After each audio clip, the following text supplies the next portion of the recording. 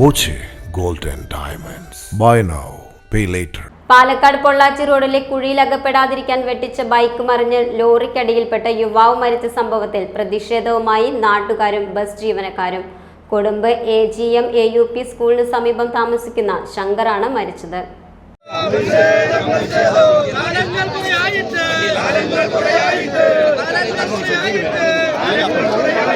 4 മണിയോടെ പാലക്കാട് പൊള്ളാച്ചി പാതയിൽ കൊഴിഞ്ഞാമ്പാറ അത്തിക്കോട് കുളത്തിന് സമീപത്തായിരുന്നു അപകടം. തമിഴ്നാട് ചാവടിയിലെ സ്വകാര്യ സ്ഥാപനത്തിലെ ജീവനക്കാരനായ ശങ്കർ ജോലി കഴിഞ്ഞ് വീട്ടിലേക്ക് മടങ്ങുകയായിരുന്നു. റോഡിലെ കുഴിയിൽ വീഴാതിരിക്കാൻ വെട്ടിച്ച ബൈക്കിൽ നിന്ന് റോഡിലേക്ക് തെറിച്ചു വീണ ശങ്കറിന്റെ ശരീരത്തിലൂടെ എതിരെ വന്ന ടോറസ് ലോറി കയറിയിറങ്ങി. സംഭവ സ്ഥലത്ത് തന്നെ ശങ്കർ മരിച്ചു. നാട്ടുകാർ പ്രതിഷേധവുമായി രംഗത്തെത്തി റോഡിൽ കുത്തിയിരുന്നു. അതിനെ തുടർന്ന് മണിക്കൂറുകളോളം റോഡിൽ ഗതാഗത കുരുക്കുമുണ്ടായി. റോഡിലെ കുഴികൾ അടയ്ക്കാമെന്ന് ഉറപ്പു നൽകിയതിന്റെ അടിസ്ഥാനത്തിലാണ് പ്രശ്നം പരിഹരിച്ചത്.